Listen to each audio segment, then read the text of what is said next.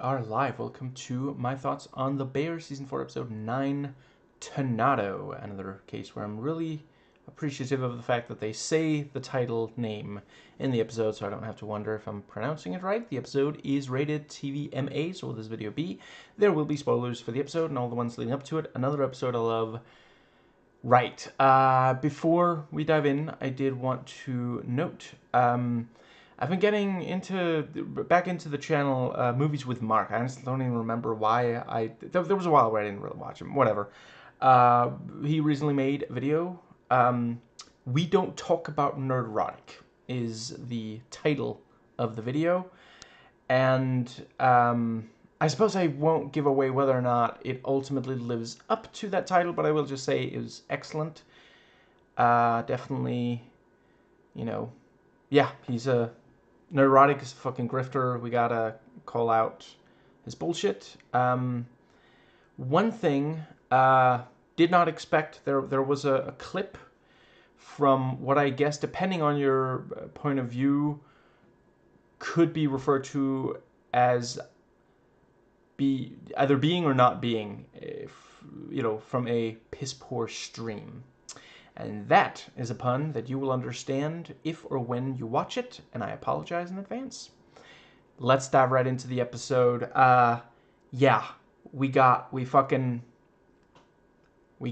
Lee Curtis again. Amazing. I think I'm gonna cover a bunch of other stuff because I definitely wanna. Yeah, I fucking love that. So I don't wanna. I want to get some other stuff. I mean, the entire episode's great, obviously. Amazing, as usual. Let's see. Other than... Because I feel like that's like the centerpiece. Have I been saying that too much lately? It's just there's episodes that have that. Anyway, yeah. Other than that, so... yeah, Chester, the thing of like, well, you gotta sign those things. Like, dude, they're already... Like, they're probably behind. But yeah, he signs the stuff and Luca walks in. Oh, you're Chester. You're the dude selling the house. Very cool. And Chester's like, I gotta take a call. And it's like, we can tell that your phone isn't ringing. Like, that's the kind of thing you say on the phone when the other person can't tell if you are or aren't receiving. If you're in person, they can tell the phone isn't fucking ringing. Jesus Christ. And then, why are you being weird? You're being weird too. What a perfectly not weird thing to say. And the, he's gonna like mentor me. That's bullshit. Why are you? What are you doing? Just any fucks off. And Lucas like, did I like run over his dog or something? What the fuck was that? And yeah, he talks to Sid and is like, he's so fucking sexy. He's worried he's being replaced. So yeah, and the thing with well, Marcus had a tough year. He needs a lot of support. I had a tough year too. Nobody asked me how I'm doing. Oh, I'm sorry. How are you doing? I don't know. I'm sorry. That got me. That was a really funny gag. Yeah. I'm just in general really fond of the format of building up to something and then it's just a punchline like that and then you immediately smash cut to something else. But that was really good. Like, yeah, it seemed because it what he's saying, it sounds like he really wants some support, and then that's how he responds when she offers. That's funny. Yeah, I like Sid talking to Unc Jimmy. That was pretty good. And yeah, the thing, God, people on this show are so fucking bad at taking compliments. He's like, it's been amazing to watch you grow, and she's like, stop. And it's like, it has though. Like, fuck, it really was like. She was very wet behind the ears when she first, in the, yeah, at the start of the show, and she's just fucking running shit now, and not into the ground, unlike Carmi.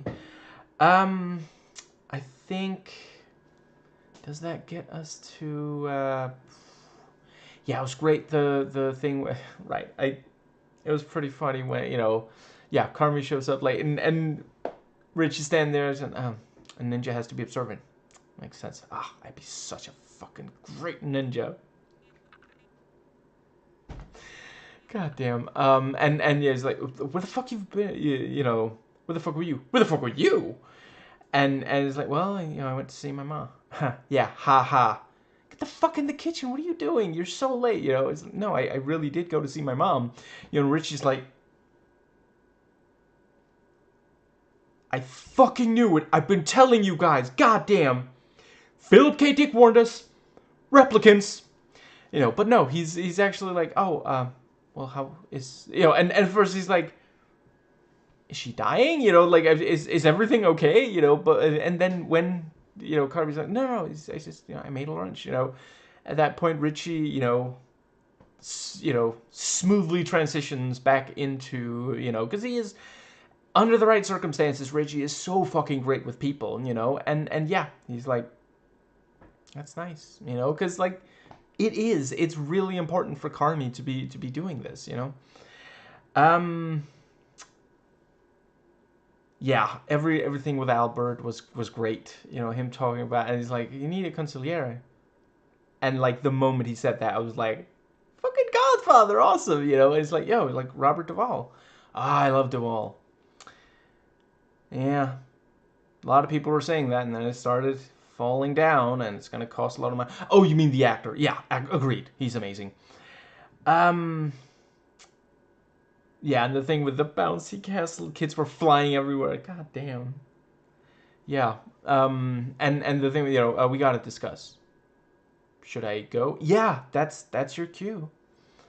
And you know, yeah, it does make a lot of sense. You know, it was like 3 new places, and yeah, they could really, that could be, because they, you know, they're gonna need something big to save the restaurant. So to save the bear, I think that might be it. I guess now they might not need to talk Carmy into it, so it's up to Sydney and Nat, I guess.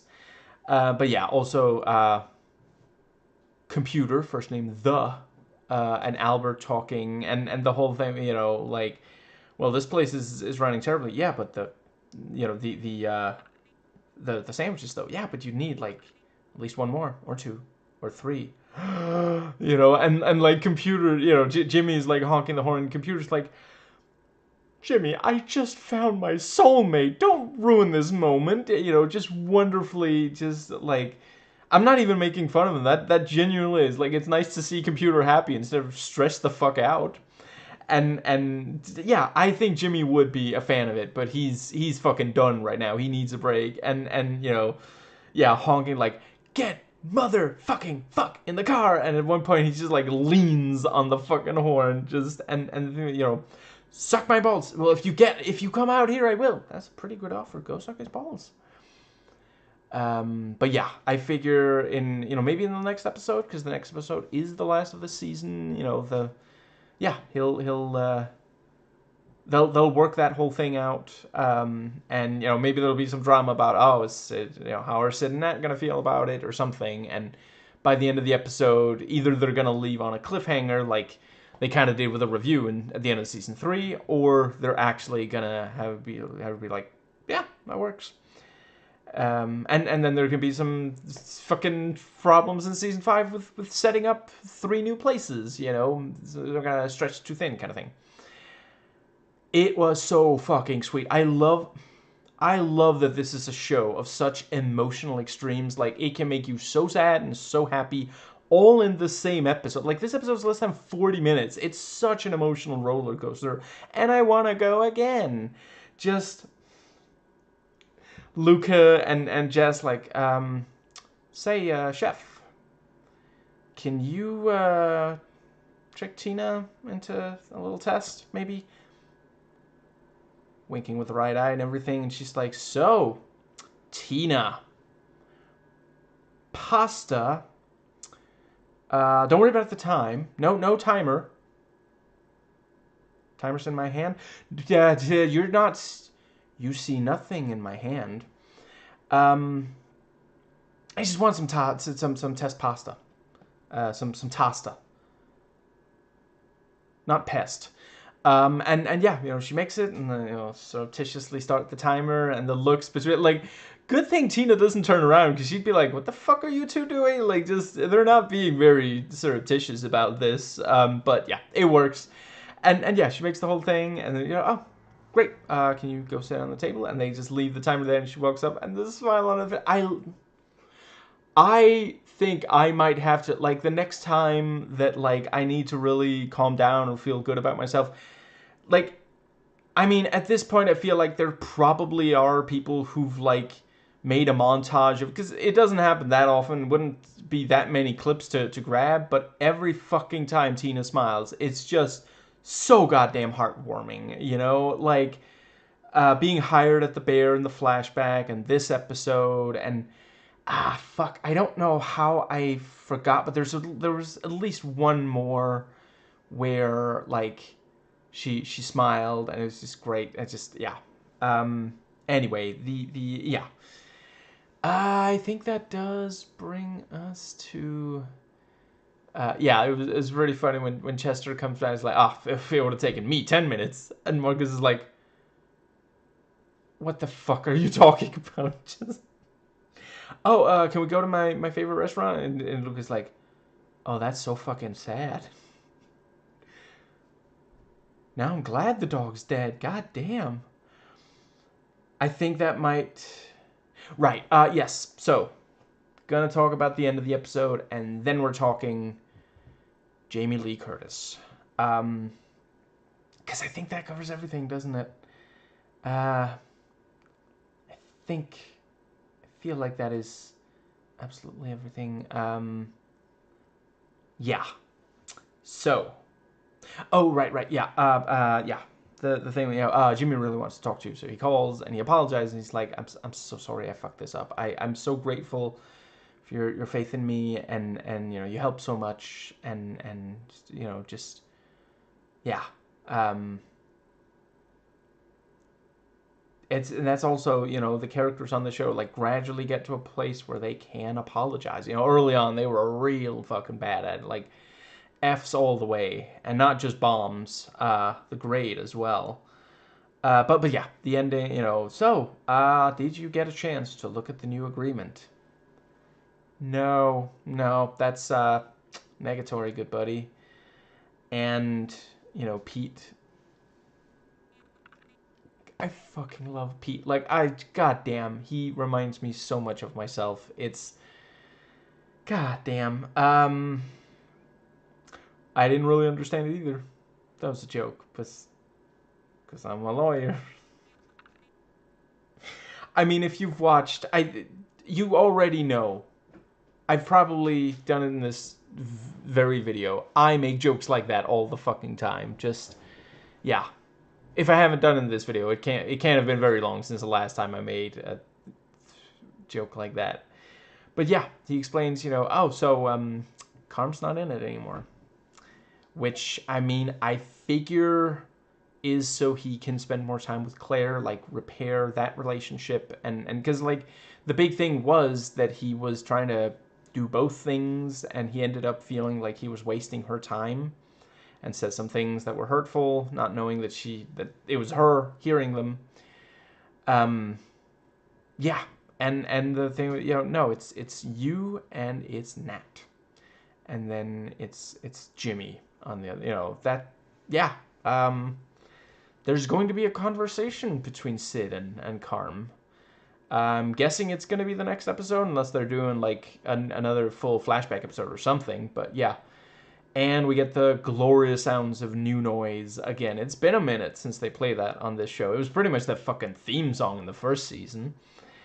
I probably made this joke about it before, but, it's, the first lyrics are, "Can I scream?" and then, "Yeah." So I guess it was a rhetorical question. And I think that, but yeah, that is a really interesting, because, like, I gotta say, I don't think that it's completely healthy for him, and I think there is a chance that it could be good for Sid and the others. I don't know if he, like, I'd hate to see him go, though I'm sure there's a number of people who'd love to watch him leave. But yeah, I don't know if he can get to a place. I don't know. It's possible that they'll manage to convince him otherwise, and maybe he'll find some way to still be with Claire. I do really hope he gets to. I think Claire deserves to be happy. And I guess Carmi does too. And I based on the show so far, it seems like if she's going to be happy in a relationship, it's going to be with him, even though he's not always the best with other people. But yeah, I'm looking forward to that conversation. I think it's going to be a good dramatic scene. Yeah, that brings us to Jamie Lee. Yeah, I hope what I'm about to say is worth waiting 15 and a half minutes to get to, but I gotta say, the moment that, like, yeah, he's, he knocks on the door. I really appreciate. I like when this show does the thing of like having an episode start where the previous episode left off instead of spending a lot of time getting back to it. But yeah, he knocks. And just the fucking smile of, she's so fucking happy to get to spend more time with him. God damn it. And it's such a bittersweet thing because, like, there is still some tension there, and it is, like, part of the reason she's so happy is because so much of the time she doesn't spend time with him, and just, yeah. She asks, could you stay a second? Which is not a lot. They're not going to get much done. But then he is like, well, I kind of got to get back to the restaurant. And I'm like, Carmy? If you fuck your mom, you motherfucker, I am boycotting the rest of this show, possibly everything else that this actor does. Thankfully, did not happen. I would miss this show, and I gotta see him in something else. Anyway, yeah, it's goddamn. They did such an amazing job. Can we just? I don't know, and my wrists are too bad to look it up right now. If Jamie Lee Curtis has won awards, if not, I feel like she should have by now. And just, oh wait, did she win one for Everything Everywhere All at Once? I feel like I heard. Certainly there were Oscars awarded to that one. I forget, but yeah. I am really, like, it's so amazing what she's done in recent years, playing either a mess or someone or someone who's very intense or harsh in some way, and just adding so much dimension to characters that so easily, I mean, how many fucking times have we seen a bland one-note version of this character written and sometimes also directed by someone who clearly hates, like, she's the disapproving mother who was too hard on her kids, and now they're messed up because of it. Like, it's such a, yeah, it could be like a cliche at this point. It isn't here. I want to make that clear, but it so easily could be. There's so many, like, a lot of people who work in some form of show business or artistry or something resents their parents because their parents did not support it. Which I gotta say, I am never going to have children. But if I did, I would very much like to think that I would be able to, for my child, be like, no matter what you do, I will be proud of you, even if you receive a liberal arts degree. If you're not already watching Oral Knots, absolutely go fix that. They're amazing. But yeah, so, sometimes it's just like, oh, look at my terrible mother. I mean, this person's terrible mother and or father, and how, and just, no, because we understand, we get where she's coming from. She's also in a lot of pain and was back then, and just yeah, Carmy going in there and sitting down, and then she comes in and she's written down and she's going one of the pictures out, jag off, jag off, jag off, super jag off, and just, yeah, this thing, oh, as soon as we got off the plane, we got into a fight, and I spent the whole day just going around alone. Just, she's been through so much in her life, and yeah, it's fucked that it ended up hurting her kids, but she really is trying, and just, yeah. And I really appreciate, because, yeah, we, obviously she can't do it with Michael. That's also such a devastating, And the way Michael is, the way Michael was, you know, just so devastating, you know. And she's like, I made it worse. I tried to fix it. And I made. That's such a, yeah.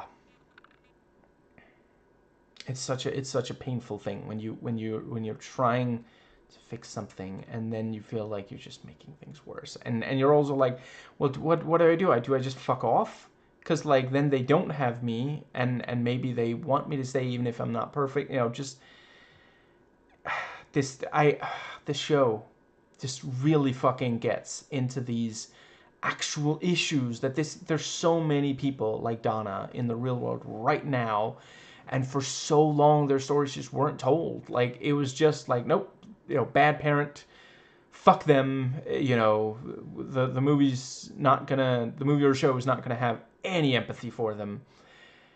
And to a point I understand that, but it's not healthy for anyone. It's not healthy to hold on to resentment, and I don't blame you if you can't forgive, but I think if you're going to depict a character like this, you should try.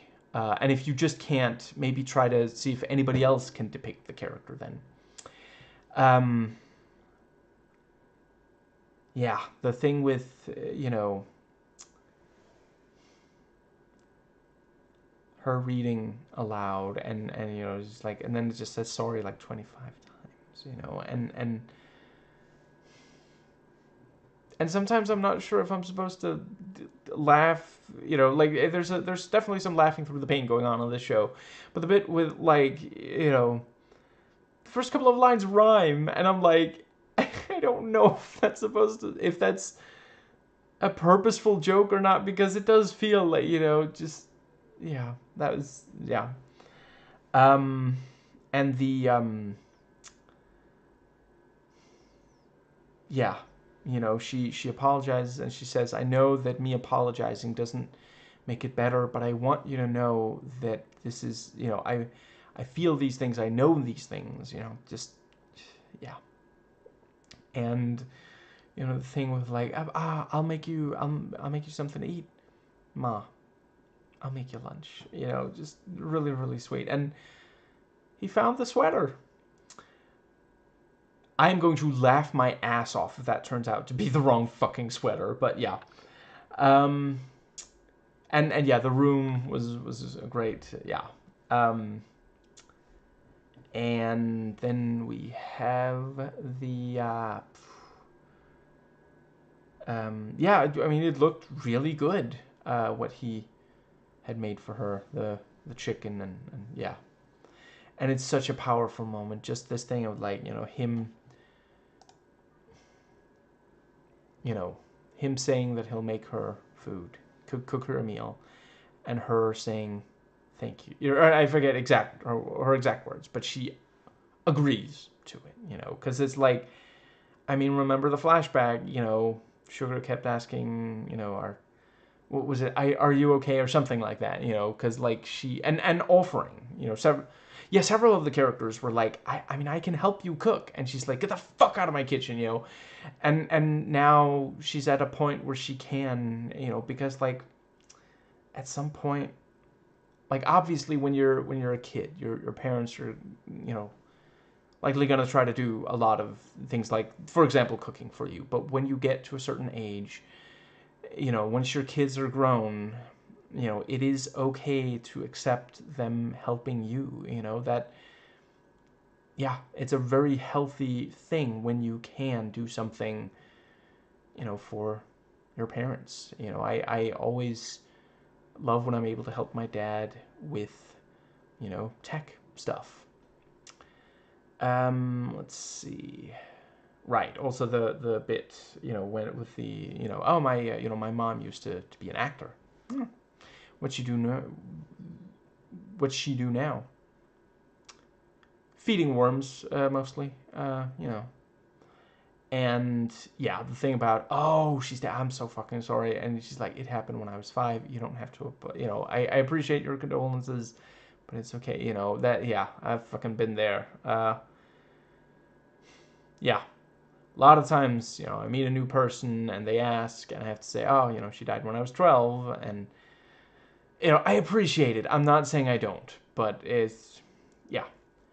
It's also just part of this thing of like nobody knows what to say in that situation. It's yeah, sucks.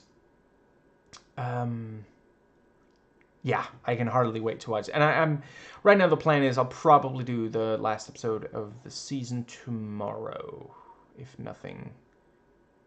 Yeah, if all goes well. Let's see. Right, I just want to say, when she's reading the note, and no, yeah, it's like lists of stuff that she did. Um, I don't want to like interrupt and correct, but I did just want to note, because she says, I did Scream. Close, you did Halloween H2O. It came out fairly close to Scream. I don't blame you for, and it was like, 20 something, yeah, over 20 years ago. I don't blame you for forgetting.